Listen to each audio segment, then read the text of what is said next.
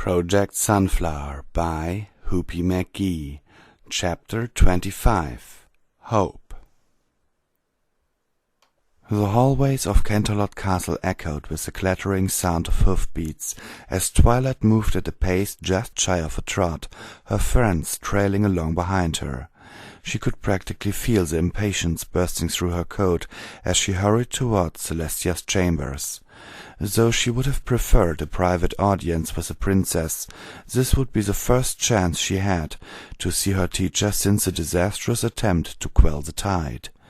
The guards let her pass this time, and Twilight's horn flared as she impatiently pushed the doors open.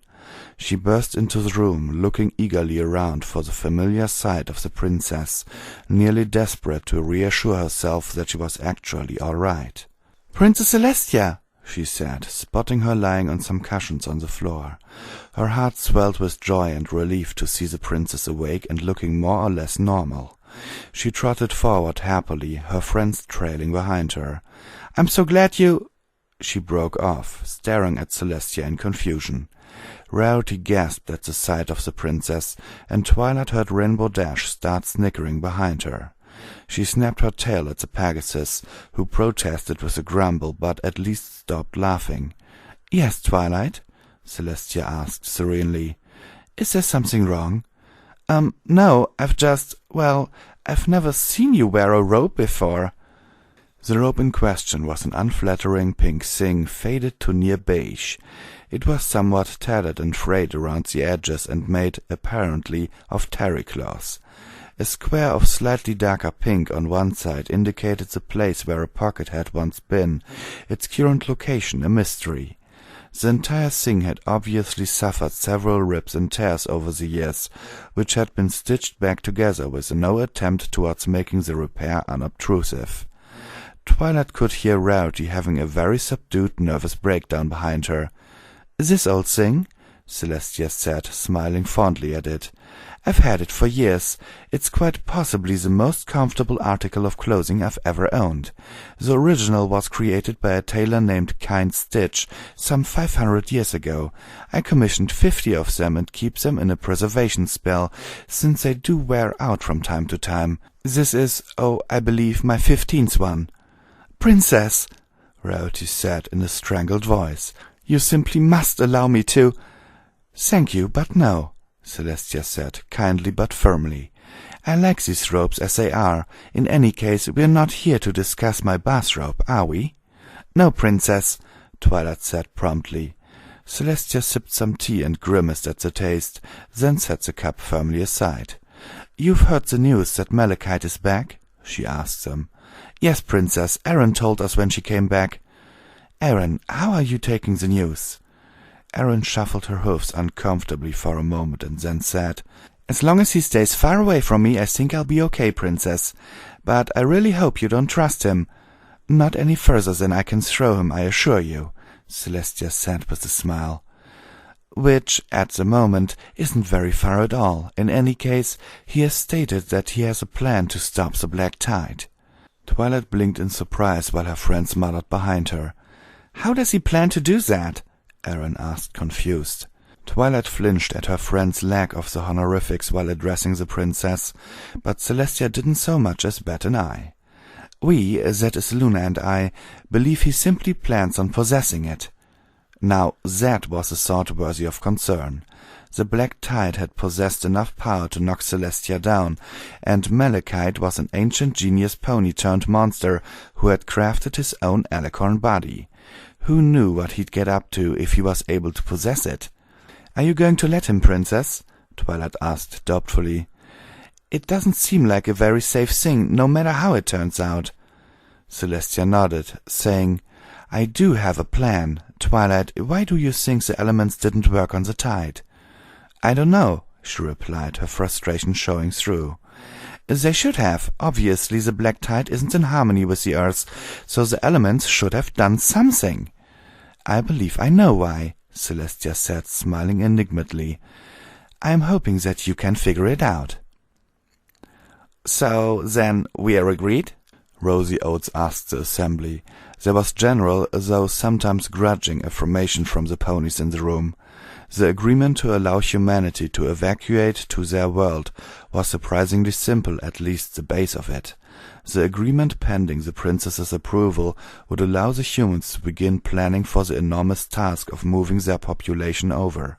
However, there were still many provisional items that had to be ironed out. The number and type of weapons humanity could bring over still had to be agreed upon. In addition, there was the matter of how humanity would compensate the equestrian government and people for the land that was traded for the Nebra, as well as the labor of the Earth ponies and Pegasi that would help to turn that land into a more hospitable environment. These were things that could take years to fully iron out, and the princesses had dictated that the evacuation shouldn't be delayed for details. They preferred to take on faith that the humans would do what they could to repay the equestrians' generosity. The humans had already agreed that full disclosure of all scientific learning was something that would be shared, in partial compensation for equestrian generosity. Also full access to currently available Earth history, arts, and so on. But how many human teachers would go out into Equestria, teaching foals and adults alike, still needed to be worked out. Another thing that was agreed on was that ponykind would have equal access to the Ascent technology and to any worlds found by humanity via Project Harmonix. Granted, if a new homeworld was found for the humans, they'd be given the first chance at it, but ponykind would be allowed to make their own colonies and outposts on those worlds as well. How much land would be given to the ponies was something that yet another subcommittee was currently working on. Still, with the basics in place, humanity could finally start moving forward. Apparently they'd already begun to plan the first city in the Nebra, a port city on the Eastern Ocean, tentatively named New Hope. Human surveyors and engineers had been brought out there via linked gates through Equestria and had already begun planning and designing the new capital city of humanity. A gateway, or more likely several, would be opened in various places in the Nebra directly from Earth, in order to allow humanity to bring over supplies, machinery, and personnel. The unicorns of the Arcanum were getting worried about the number of gateways being opened and the effects that would have on the Veil, so that the Nebra gates would only be kept open for short bursts of time, meaning that the humans would have to hurry in order to get large quantities of supplies through. All in all, it was an agreement that no pony or human was fully happy with, but which both accepted, which meant, as far as Rosie Oates was concerned, that it was a very successful agreement indeed. In that case, the treaty is passed, pending the princess's approval, and we are adjourned for the day. Thank you, every pony, and have a good afternoon. There was frost on the ground that morning as Erin began her run around the Canterlot Gardens. Twilight joined her once again, and Erin let the unicorn set the pace, only occasionally giving her an encouraging push when she thought that her companion's exhaustion was more mental than physical. They ended up covering a lot more ground in the hour-long run than they had previous days, much to the unicorn's obvious satisfaction. "I can't believe I did so well," Twilight said happily as they walked back to the castle. Erin smiled at her and nudged her gently with the shoulder. "It's like I told you," she said. "All you need is to get going and you'll be great. You'll really wow them next year at the running of the leaves." "So, do you think I could win?" Twilight asked hopefully. Erin considered that realistically as they walked back across the garden, hoofsteps crunching in the frozen grass. "I'm not going to say that there's no chance," she said finally, "but it would take an awful lot of hard work to beat out the likes of Rainbow Dash and Applejack. Still, you shouldn't focus on winning. You should focus on trying to do better every day." "Yeah," Twilight replied, looking momentarily dejected. Then she perked up. "Still, if I came in third, or even fourth, I suppose they'd have to respect that, wouldn't they?" "You bet they would," Erin said. "Heck, running any kind of a race and actually finishing it takes guts. They should respect you for that alone. It's not easy." They walked quietly towards the castle for a while, and then Erin broke the silence by asking, "Did you figure out Celestia's riddle?" Twilight groaned and her head slumped. "No." she groused. "As much as I love Celestia, I've always hated it when she's done this to me. It's her favorite method of teaching. She likes to hold back an answer and say, an answer just out of reach will make you stretch and grow to claim it. I just wish she'd tell me, because whenever I can't figure it out, it feels like I've let her down, somehow." Erin smiled sympathetically at her friend. What she knew of Twilight's personality told her that the unicorn probably treated every situation as a pass/fail scenario. "Well, do you have any ideas what it might be?"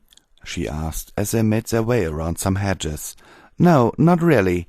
I mean, I had one idea, but, well, I'm not sure the elements work that way." "How do you mean?" Erin asked. How the elements worked were a complete mystery to her. "Well, okay.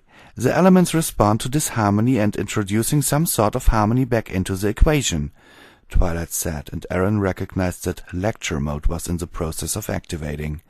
"The effect varies depending on the nature of the disharmony and the strength and nature of the wielders. For example, with Nightmare Moon, when Celestia wielded them, she was only able to banish her to the moon, which doesn't mean Celestia is weak," Twilight added quickly, looking up at Erin as if daring her to disagree. "Of course she's not," Erin affirmed. "I saw what she did to the tide, and that wasn't even on equestrian soil." "Right," Twilight said, nodding. "But the elements work best with a harmony of friendship backing them up. When she wielded them alone, well, it's hard to harmonize with yourself. That's why my friends and I use them much more strongly than Celestia alone, and why we were able to cleanse Nightmare Moon, rather than locking her up. And with Discord, they took the very embodiment of chaos, imprisoning him in inflexible stone." "Okay, I think I get that part. The elements respond to disharmony by restoring harmony in the most thorough way they can, based on the strength of the wielder." "Right," Twilight said, nodding. "Which is why I couldn't understand why they didn't work against the tide. It's clear that the tide is not in harmony with the earth." "So why didn't they?" "Like I said, I'm not sure this is right." "It's got to be better than no idea at all," Erin pointed out.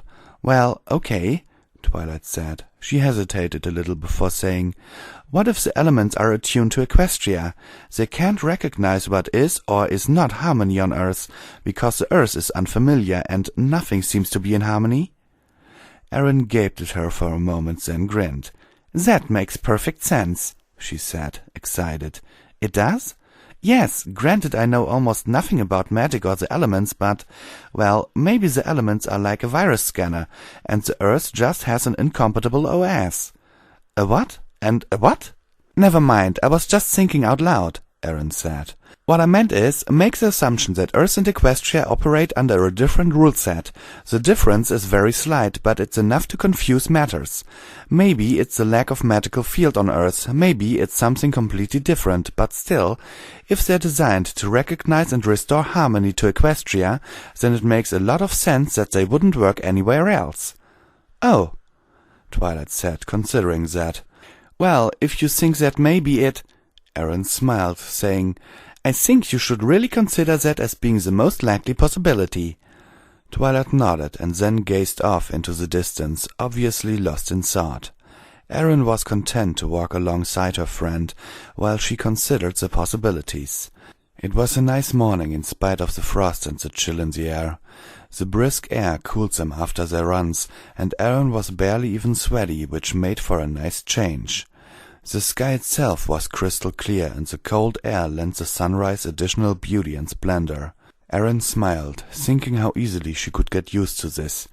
"Oh, great! These guys again," Twilight said, breaking into Erin's reverie. "Who?" Erin looked up and saw the human film crew coming their way, led by a lean young man with thick glasses and shaggy brown hair. "Oh, yeah. They've been bugging me for an interview for a week," Twilight said. "And every time I say no, they ask if I can get them an interview with one or both of the princesses." I can talk to Maggie, see about reining them in," she said. It bothered her that these guys were harassing her friends like that. She knew they had a job to do, but still, they didn't have to be so pushy. Hi, the man in the lead said, holding a microphone.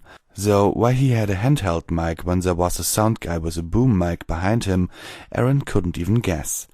She was surprised to see that he was dressed in a blue t-shirt and jeans. Aaron would have thought that he'd be dressed nicer if he was going to be on camera. "Could I just trouble you for a minute?" "Look, I'm very flattered," Twilight began. "But as I told you last time—" "Sorry, I didn't mean you," the man said, turning towards a startled Aaron with a gleam in his brown eyes. "You're the one they called Sunflower, right?" Yes," Aaron said, startled. This was the first time the documentary crew had approached her.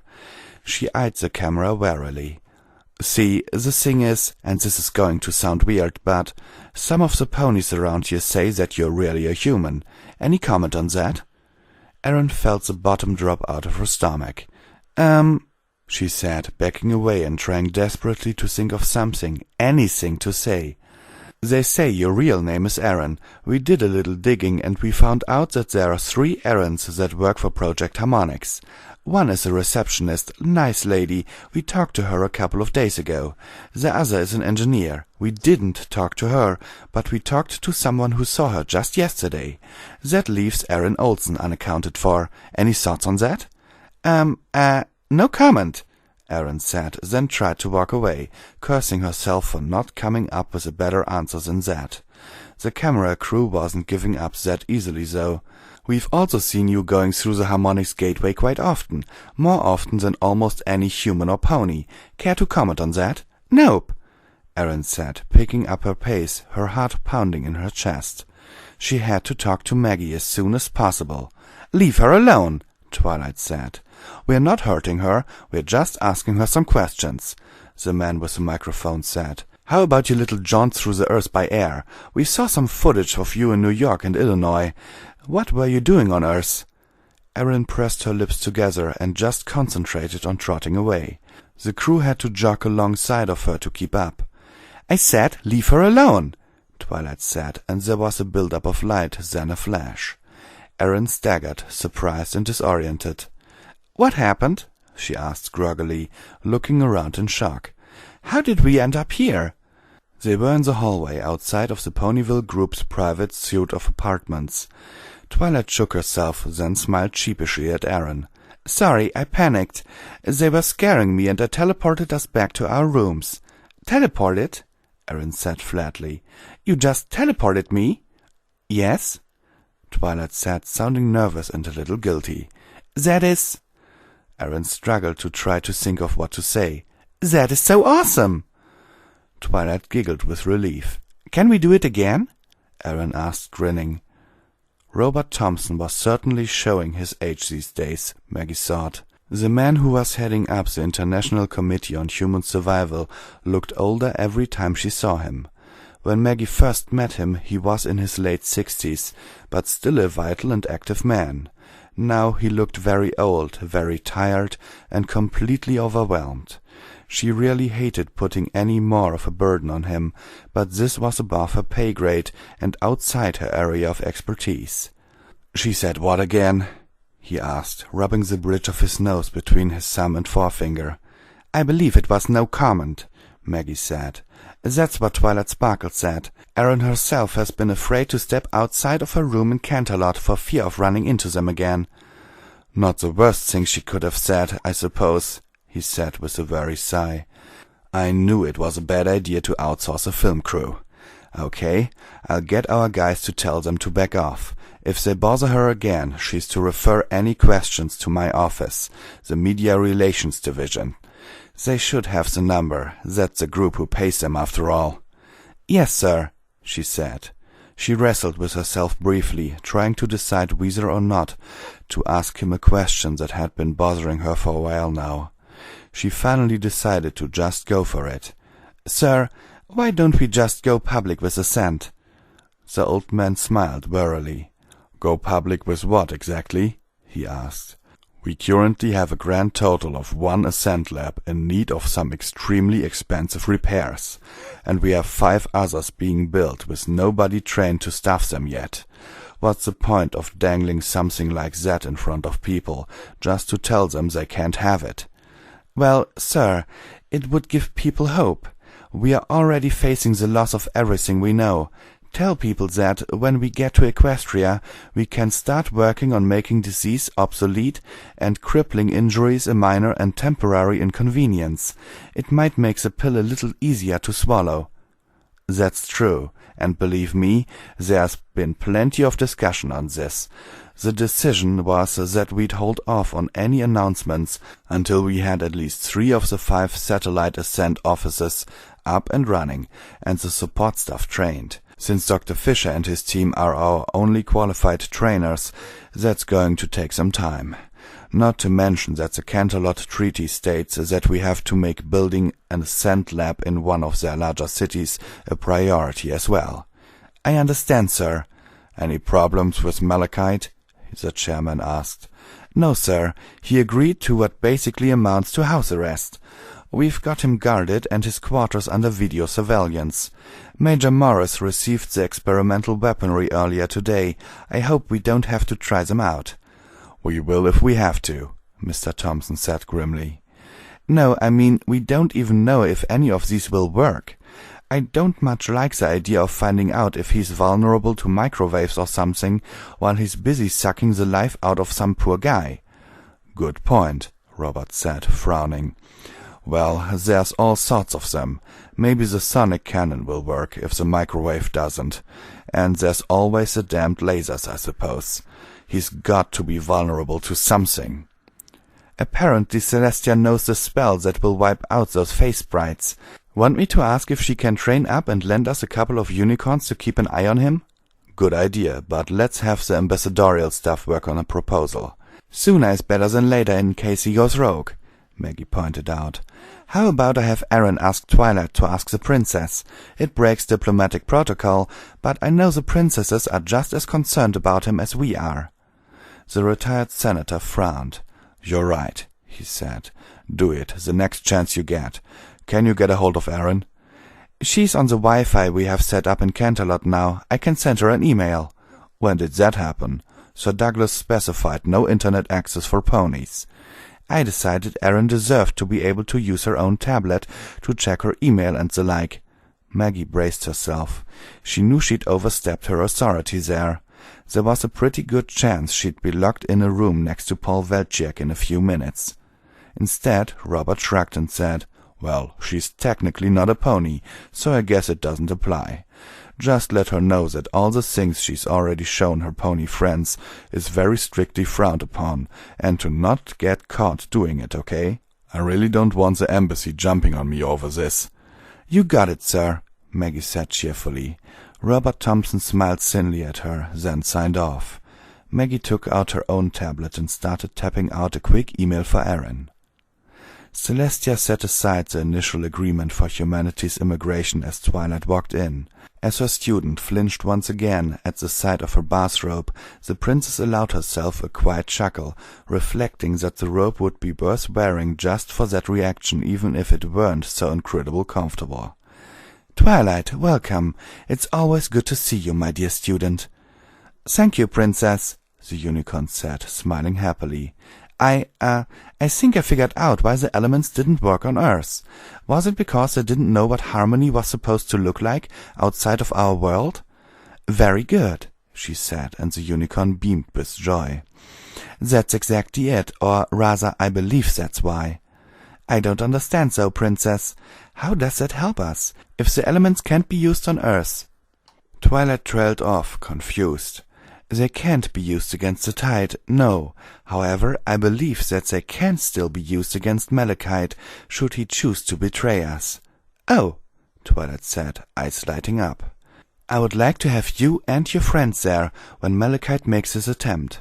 I have to warn you, though, that there is a very good chance that he will recognize why you are there and take action against you."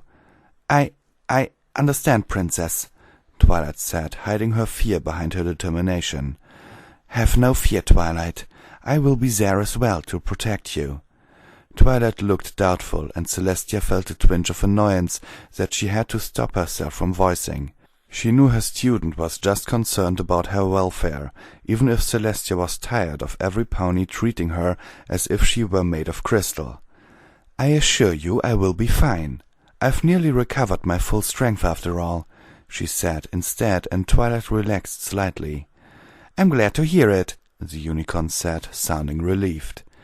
"One moment, if you please," Celestia said, then lifted the quill and signed the top page of the documents before her, writing her name elegantly next to her sister's more utilitarian script. She called in an attendant, instructing her to bring the signed documents back to Rosie Oates. Through it all, Twilight Sparkle waited patiently, not interrupting or questioning. That was the final approval needed for the initial agreement to begin allowing the humans to move to the Nebra, she said by way of explanation.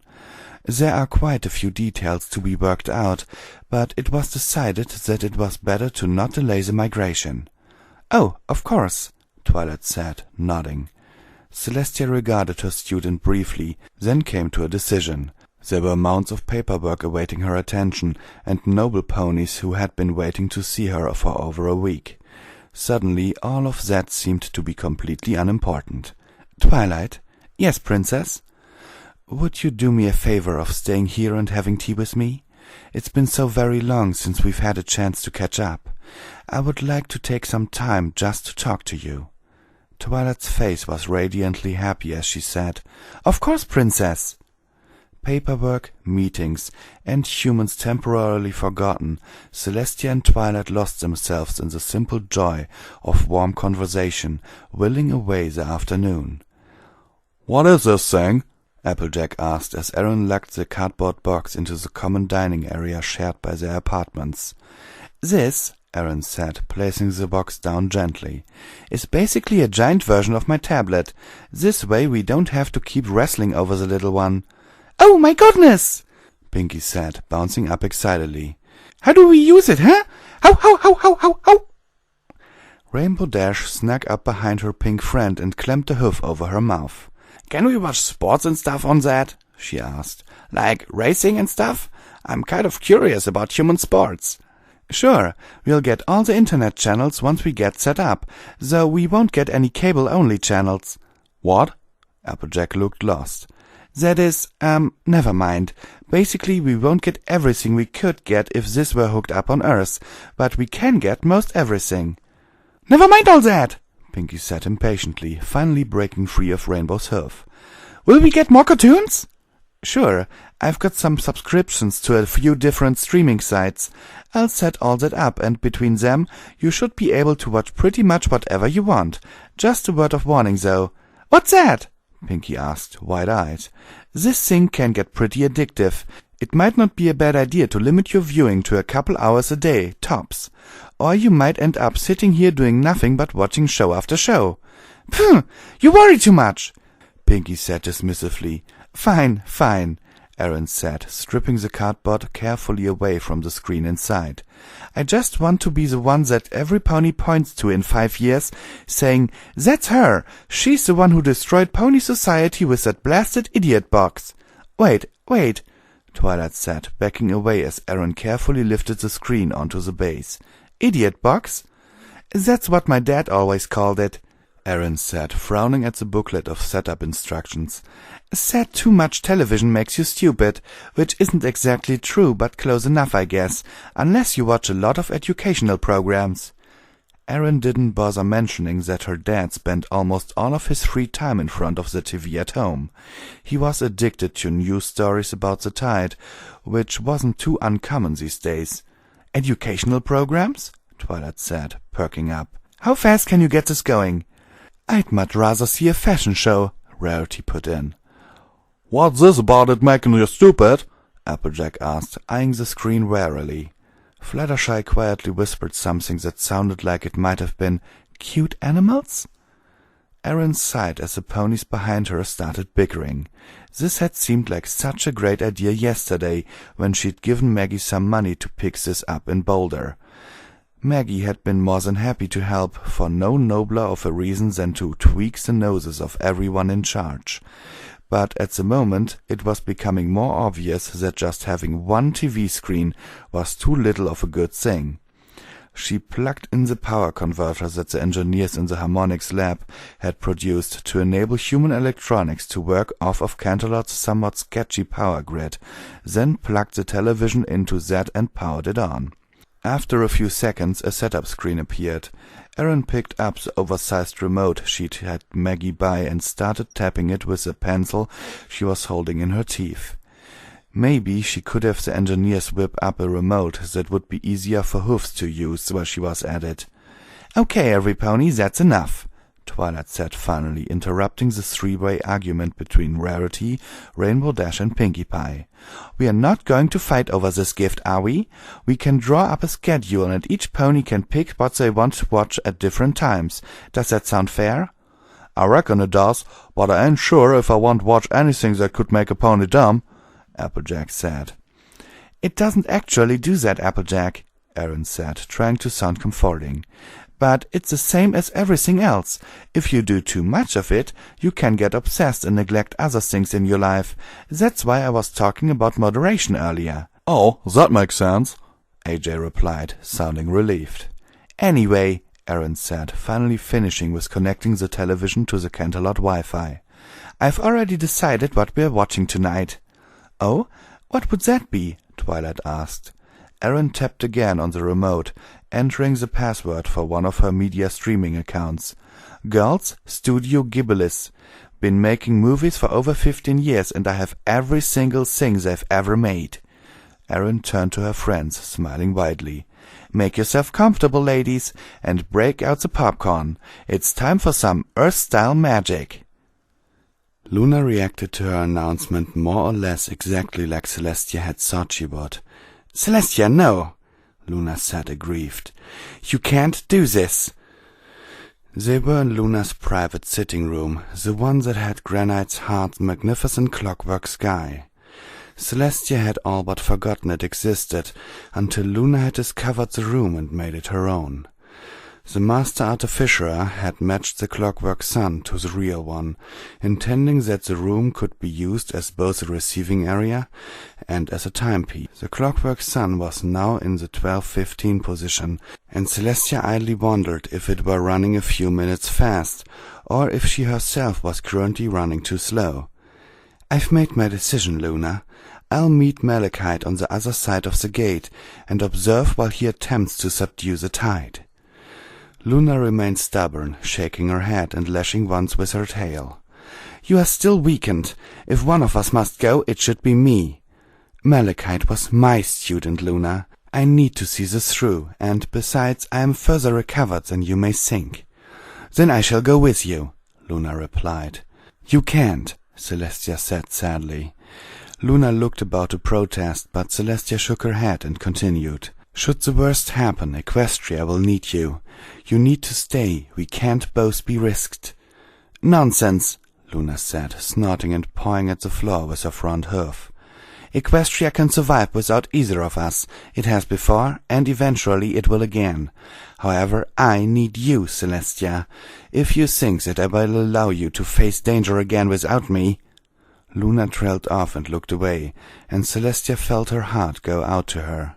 "Is this about what happened last time?" she asked. "In part, but mostly I believe it is a foolish risk. You are too close to Malachite to judge him properly, or to act accordingly should he need to be stopped." Celestia reared her head back, stung by the comment. "He is my student," she said, anger rising in her voice. "He is my responsibility. I will do what needs to be done."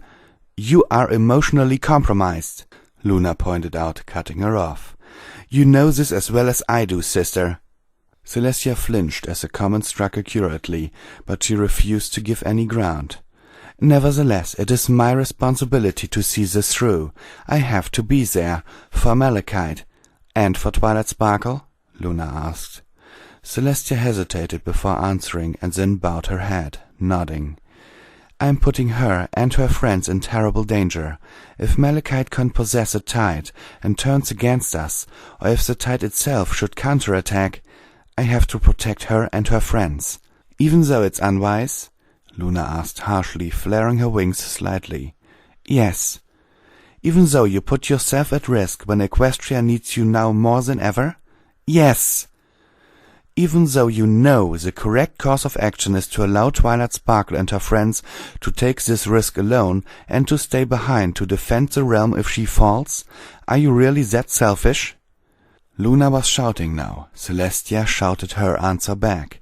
Yes, I will not allow her to put herself in danger, not if I can shield her. I refuse, and if that is a selfish thing to do, then I don't care. Luna stared at her for a long, tense moment, and then folded her wings against her sides. Good, she said, sounding satisfied. Good? Celestia replied, confused. Yes, this whole infallible noble princess routine of yours has had me worried ever since my return. I'm hardly infallible, Luna, Celestia pointed out warily. I believe I've proven that. True, but you expect too much of yourself sometimes. You're allowed some flaws, Celestia, and that includes selfishness, at least when it comes to the safety of some pony dear to you. You just need to be honest about your motivations, so that you can prepare for the full cost of your actions. Luna smiled brightly and added, and besides, I can use that same justification to go with you. I will not lose you, Celestia, not now, not ever. Celestia blinked in surprise, and then sighed and nuzzled her sister. Ah, Luna, when did you get so skilled at manipulating me this way? Ah, Celestia, Luna replied teasingly, nuzzling her in return. I learned from the best. So, what was all that you're saying about moderation? Applejack asked dryly as the latest movie wrapped up and every pony stood up to stretch. Well, almost every pony. Fluttershy was sleeping with her head resting on the table, and Pinkie Pie was lying on her back, snoring slightly as her legs twitched from whatever dream she was having. Yeah, I suppose 5 movies in one night is enough, Erin replied, her jaw cracking as she yawned. I've got some questions about that one, Twilight said, prompting a few groans from the others. You've had questions about all of them, Rainbow Dash protested. Well, that's because it's all fascinating, Twilight said defensively. I mean, humans don't have magic, but they obviously have the concept of magic, even though it's mostly really wrong. That was a rather strange-looking dragon, Rarity added. How did he fly with no wings? Magic, Erin replied glibly. She grinned as Twilight flinched. This wasn't the first time Twilight had questioned humanity's version of magic that night. You can't do that, Twilight said, frustrated. You can't just say it's magic as if that explains anything. Magic doesn't work that way. Trust me, I know. Anyway, that's not what I was going to ask about. Okay, Erin said, shutting down the TV. What did you want to know? Well, that spirit realm that the little girl went into. Do humans really have something like that? Not really, no, Erin said. But, well, it's like this. We had no magic and we had to discover science. So whenever we ran into things we didn't understand, we came up with stories to explain them until we could figure them out for real. Like spirits? Twilight asked. Exactly. Or that thunder was because the god Zeus was throwing lightning bolts around. Earthquakes were because of restless giants. That kind of thing. Even though we know better now, we keep the stories around because they're fun. Even though they make no sense, huh? Rainbow Dash asked, helping Rarity and Applejack as they cleaned the leftover snacks up off the table. They cleaned around Fluttershy, who was still sleeping soundly, and avoided stepping on the gently snoring Pinkie Pie next to her. Erin smiled, realizing that the pink pony would be terribly disappointed that she'd missed the ending. Especially when it makes no sense, Erin replied, smiling. The more out there the stories are, the more fun they are. So there is no spirit realm like in this movie, Twilight said, looking disappointed. Nope, Erin said, then reconsidered. Well, probably not. What do you mean? Well, it just occurred to me that if ripples could show up in Equestria from time to time, they probably did on Earth too. So it's entirely possible that some people wandered into places where really odd things happened. Maybe there is a kind of spirit realm out there somewhere. Twilight seemed deep in thought as she helped the others clean off the table. Once the table was clean, Applejack nudged Pinkie Pie in order to help her back to bed. Don't want to turn into a pig, the pink pony mumbled, then looked around with blurry blue eyes. "I fell asleep?" she asked, sounding disappointed. "About halfway through the movie," Erin answered. "Don't worry. If you want to see the rest, we can watch it later on." "Oh, 'kay, thanks," she said, yawning and stumbling up onto her hoofs. "Going to bed now. Night." "Oh, you should have woken me up to help clean up the table," Fluttershy protested as Rainbow Dash helped her up.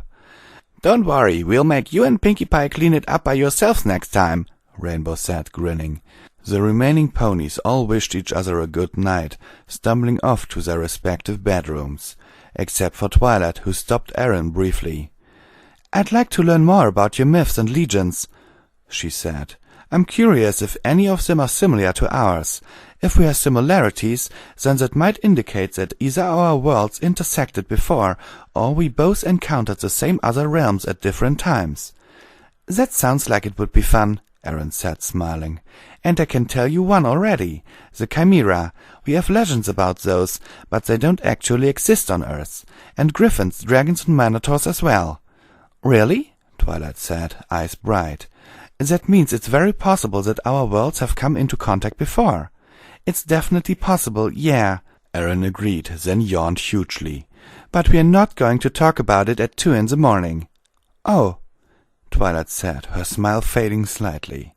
"I suppose you're right." The two said their good nights, with more than a little yawning between them, and Erin made her way back to her rooms.